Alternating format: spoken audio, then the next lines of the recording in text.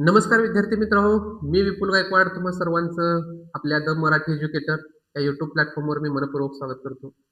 मित्रांनो, आज झालेला एम-पी-एस-सीचा कंबाईन ग्रुप सीचा जो पूर्व परीक्षेचा पेपर होता, त्यामधल्या राज्यशास्त्र या विषयाच्या प्रश्नांचं आज आपण या ठिकाणी एनालिसिस करणार आहोत.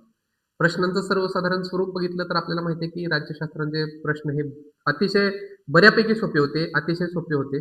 कारण पी-वाय-क्यू आणि आपलं एक रेफरन्स बुक रंजन कोळंबे सरांचं या दोन्हींची जर सांगड घातली, तर जवळपास सगळेच्या सगळेच प्रश्न सुटतात. त्याच्यामुळं प्रश्नाचं स्वरूप जे होतं ते मी असं म्हणेन, की सोपं होतं. तर चला बघूयात आपण एक-एक प्रश्न. बघा, पहिला प्रश्न काय आहे? खालीलपैकी अयोग्य कथने ओळखा. म्हणजे चुकीचं वाक्य कोणतं आहे ते बघायचं आहे.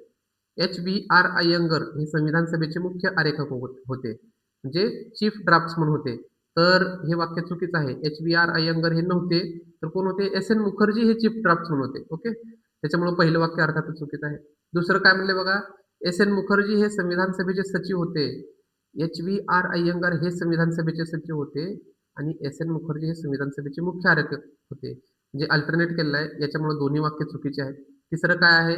प्रेम बिहारी नारायण रायजादा हे भारतीय संविधानाचे सुलेखनकार होते. म्हणजे संपूर्ण संविधानाचं लेखन जे आहे ते प्रेम बिहारी नारायण रायजादा यांनी केलेलं आहे. त्याच्यामुळे पर्याय क्रमांक तिसरा बरोबर आहे. अयोग्य विचारले चुकीचं कोणतं आहे? अ आणि ब. पर्याय क्रमांक 1 हे याचं योग्य उत्तर आहे. पुढचं बघा, खालीलपैकी योग्य कथने ओळखा. बरोबर वाक्य ओळखायचे राज्य विधिमंडळाच्या संदर्भात विचारलेले आहेत. सामान्य विधेयक हे मंत्र्याद्वारे किंवा खाजगी सदस्यांद्वारे मांडले जाऊ शकते. बरोबर आहे. सामान्य विधेयक जे आहे ते कोणीही मांडू शकतं. मंत्री मांडू शकतो किंवा कुठलाही खाजगी सदस्य म्हणजे थोडक्यात आमदार मांडू शकतो. दुसरं काय आहे? धनविधेयक हे मंत्र्याद्वारे किंवा खाजगी सदस्यांद्वारे मांडले जाऊ शकते. तर धनविधेयक हे मंत्र्याद्वारेच मांडलं जातं. खाजगी सदस्यांद्वारे मांडलं जात नाही. त्याच्यामुळे याचं चुकीचं जे आहे ते बी आहे. आपल्याला काय म्हणले? योग्य. फक्त अ. पर्याय क्रमांक 1 हे याचं योग्य उत्तर आपल्याला सांगता येतं. पुढचा प्रश्न बघा, काय विचारलंय? बलवंतराव मेहता समितीच्या शिफारसी, योग्य शिफारसी ओळखा. आता हाच जो प्रश्न आहे, हा प्रश्न राज्यसभेच्या 2020च्या परीक्षेला रिपीट झाला होता. म्हणजे तोच प्रश्न या परीक्षेला रिपीट झालेला आहे. सेम प्रश्न आहे. त्याच्यामध्ये 4 ऑप्शन होते. तुम्ही जर पी-वाय-क्यू काढून जर बघितलात, तर त्याच्यामध्ये हा प्रश्न तुम्हाला दिसेल. बलवंतराव मेहता समितीच्या योग्य शिफारसी ओळखा. तर चला बघूया कोणत्या-कोणत्या आहेत. ग्रामपंचायत प्रत्यक्ष निवडून आलेल्या प्रतिनिधींसह स्थापन करावी. ही शिफारस होती का? अर्थातच होती. त्याच्यानंतर बघा दुसरं काय विचारलंय? पंचायत समिती आणि जिल्हा परिषद प्रत्यक्ष निवडून आलेल्या प्रतिनिधींसह स्थापन करावी. आता याच्यामध्ये शिफारस जर बघितली तर ती प्रत्यक्ष नव्हती, अप्रत्यक्ष होती. म्हणजे पंचायत समितीच्या आणि जिल्हा परिषदचे जे प्रतिनिधी असतील ते अप्रत्यक्ष निवडले जावेत अशी शिफारस बलवंतराव मेहता समितीनं केली होती. त्याच्यामुळे हे जे आहे हे वाक्य चुकीचं आहे. ओके. जिल्हाधिकारी जिल्हा परिषदेचे अध्यक्ष असावेत अशी त्यांनी शिफारस केलेली होती. मात्र नंतर मुख्य कार्यकारी अधिकाऱ्यांची नेमणूक करण्यात आली.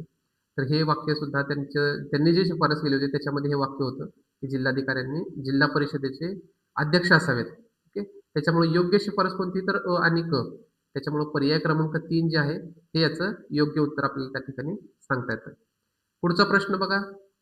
कोणत्या परिशिष्टामध्ये भारताच्या अधिकृत भाषांची यादी आहे? माहिती आहे ना, 8वा परिशिष्ट भारतीय भाषा. 5वं परिशिष्ट काय आहे? एस-सी आणि एस-टी. एस-सी आणि एस-टीच्या परिसीमनाबाबत हे सगळं 5वं परिशिष्ट आहे. त्याच्यानंतर 10वं परिशिष्ट आपल्याला माहिती आहे पक्षांतर बंदीचं आहे. त्याच्यामुळे 8वं परिशिष्ट हे याचं योग्य उत्तर आपल्याला सांगता येतं. बघा, केंद्र सरकारने पुढचा प्रश्न. केंद्र सरकारने 44व्या घटना दुरुस्तीद्वारे टिंब-टिंब संविधानाच्या 3ऱ्या भागातून म्हणजे मूलभूत हक्काच्या यादीतून वगळला आहे. 44वी घटना दुरुस्ती, संपत्तीचा अधिकार कधी झाली? 1976 ला 88 ला 44वी घटना दुरुस्ती झाली आणि तो मूलभूत हक्क न बनता तो कायदेशीर अधिकार बनला, कायदेशीर हक्क बनला आणि तो कलम 300 ए याच्यामध्ये नमूद करण्यात आलेला आहे. ओके. तर याचं योग्य उत्तर पर्याय क्रमांक 3. पुढचा प्रश्न बघा.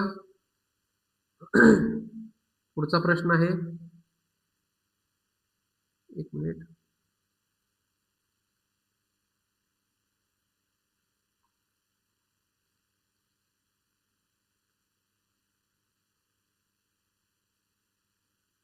पुढचा प्रश्न आहे. केंद्र व राज्यांच्या समवर्ती सूचीला संधी प्रकाश क्षेत्र असे कोण संबोधतात? याचं योग्य उत्तर आहे पायली. पायली यांनी केंद्र आणि राज्यांच्या समवर्ती सूचीला संधी प्रकाश क्षेत्र असं म्हणलेलं होतं. पुढचा प्रश्न बघा, लहान शहराच्या प्रशासनासाठी नगर क्षेत्र समिती स्थापन केली जाते. ती कशी असू शकते? तर ती त्याचं स्वरूप जे आहे नगर क्षेत्र समिती म्हटल्यानंतर ती एकतर पूर्णपणे निवडलेली सुद्धा असू शकते किंवा राज्य सरकार त्याच्यावरती प्रतिनिधी निर्देशित करतं किंवा राज्य सरकारद्वारे काही नामनिर्देशित सदस्य असतात किंवा अंशतः निवडलेली आणि अंशतः नामनिर्देशित केलेले सुद्धा सदस्य त्याच्यामध्ये असतात. त्याच्यामुळे याच्यामध्ये जर पर्याय जर आपण बघितले तर पूर्णतः निवडलेले सुद्धा असू शकतात किंवा राज्य सरकारद्वारे नामनिर्देशित असू शकतात किंवा अंशतः निवडलेली आणि अंशतः नामनिर्देशित सदस्य सुद्धा त्याच्यामध्ये असू शकतात. त्याच्यामुळे तिन्ही पर्याय जे आहेत ते बरोबर आहेत. त्याच्यामुळे याचं ऑप्शन जे आहे पर्याय क्रमांक 4 वरीलपैकी सर्व याचं योग्य ऑप्शन आहे. पुढचं बघा, सार्वजनिक निवडणुकीनंतरच्या पहिल्या ग्रामसभेचा अध्यक्ष तद्वतच वित्तीय वर्षातील पहिल्या ग्रामसभेचा अध्यक्ष कोण असतो? ग्रामसभा म्हणलं की अध्यक्ष सरपंच, सरपंचाच्या अनुपस्थितीमध्ये उपसरपंच, उपसरपंचाच्या सुद्धा अनुपस्थितीमध्ये जो ज्येष्ठ सदस्य असेल त्याची निवड होते. त्याच्यामुळे आमदार खासदार तर ग्रामसभेच्या मध्ये इन्व्हॉल्व नसतात. उपसरपंच असतात, मात्र सरपंच जर असेल तर उपसरपंचाचा पण काय फायदा नाही. त्याच्यामुळे ह्याचं योग्य उत्तर जे आहे पर्याय क्रमांक 3 सरपंच हे याचं योग्य उत्तर आहे. त्याच्यानंतर पुढचा बघा काय विचारलेलं आहे?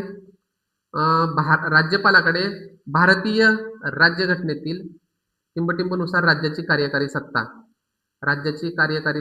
कलम 154 राज्याची कार्यकारी सत्ता कलम 152 काय आहे ते राज्याच्या संदर्भातलं कलम आहे म्हणजे राज्य आणि राज्यपाल वगैरे थोडीशी त्याची व्याख्या वगैरे अशा पद्धतीचं कलम आहे.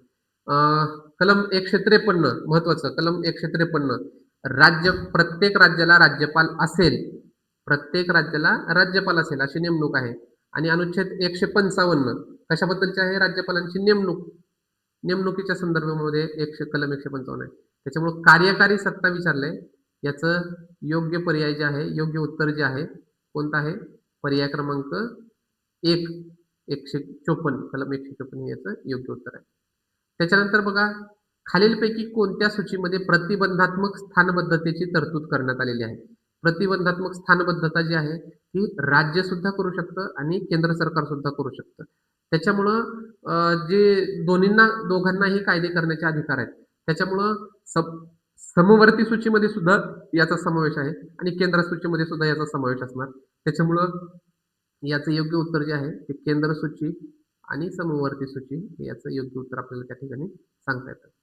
पुढचा प्रश्न बघा, लक्षद्वीप कोणत्या उच्च न्यायालयाच्या कार्यक्षेत्रात येतं? लक्षद्वीप जर आपण बघितलं अरबी समुद्रामध्ये आहे. अरबी समुद्राला लागून असणारे केरळ आणि कर्नाटक हे दोन आहेत. लक्षद्वीपच्या जवळ असणारं राज्य जे आहे ते केरळ आहे. केरळमधलं त्रिवेंद्रम हे या ठिकाणी उच्च न्यायालय आहे. त्याच्यामुळे लक्षद्वीपचं जे उच्च न्यायालय जे आहे ते केरळमध्ये येतं. ओके, साधा सोपा प्रश्न विचारला होता. खालीलपैकी कोणते विधान सत्य नाही म्हणजेच काय? तर असत्य आहे म्हणजे चुकीचं आहे. चुकीचं वाक्य कोणतं आहे ते बघायचं. चला, भारतीय राज्यघटनेच्या अंमलबजावणीची तारीख 26 नोव्हेंबर 1949. पहिलंच वाक्य बघा. अंमलबजावणी कधी झाली होती? 26 जानेवारी 1950. 26 जानेवारी 1949ला संविधान हे स्वीकारलं गेलं होतं. त्याच्यामुळे पहिलंच वाक्य आपल्याला चुकीचं सांगता येतं. बाकीचे तिन्ही पर्याय बघण्याची काही गरज नाही. 42व्या घटनादुरुस्तीने धर्मनिरपेक्ष शब्द जोडला गेलेला होता. 1976 मध्ये ती घटनादुरुस्ती झाली होती आणि सामाजिक, आर्थिक आणि राजकीय न्याय या संकल्पना भारतीय राज्यघटनेत रशियाकडून घेण्यात आलेल्या आहेत. ओके, तर हे तिन्ही वाक्य जे आहेत ते बरोबर आहे. आपल्याला चुकीचं विचारलं होतं. पर्याय क्रमांक 1 हे याचं योग्य उत्तर आपल्याला त्या ठिकाणी सांगता येतं. पुढचा प्रश्न बघा काय विचारलेला आहे? खालीलपैकी कोणती जोडी बरोबर जुळत नाही? समानतेचा अधिकार अनुच्छेद 14 ते 18 बरोबर आहे. शोषणाविरुद्धचा अधिकार अनुच्छेद 20 ते 22 नाही. शोषणाविरुद्धचा अधिकार जो आहे तो आहे कलम 23 आणि 24. शोषणाविरुद्धचा अधिकार कलम 23 आणि 24. त्याच्यामुळे हे चुकीचं आहे. पर्याय क्रमांक 2 चुकीचा आहे. अनुच्छेद 20 ते 22 मध्ये स्वातंत्र्य आहे. ओके, त्याच्यानंतर धार्मिक स्वातंत्र्याचा अधिकार 25 ते 28 बरोबर आहे. सांस्कृतिक आणि शैक्षणिक अधिकार जे आहे ते 29 ते 30 मध्ये आहेत. त्याच्यामुळे चुकीचं म्हणजे काय? जोडी बरोबर जुळत नाही म्हणजे चुकीची जोडी विचारलं होतं.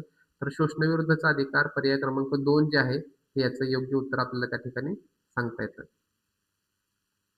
पुढचा प्रश्न बघा, पोलीस पाटलांची नेमणूक करण्याचे अधिकार कोणास आहेत?